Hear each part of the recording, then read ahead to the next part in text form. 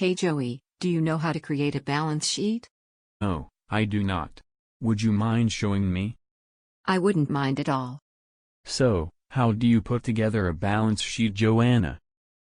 First, a balance sheet only covers a point in time.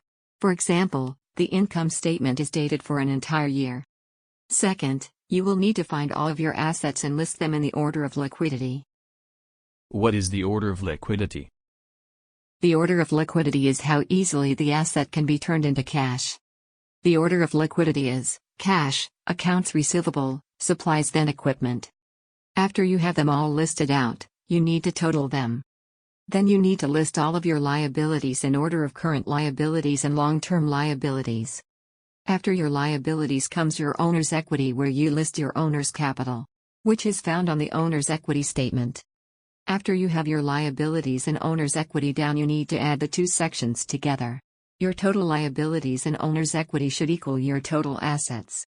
Remember from the accounting financial statement rap song that assets equals liabilities plus owner's equity.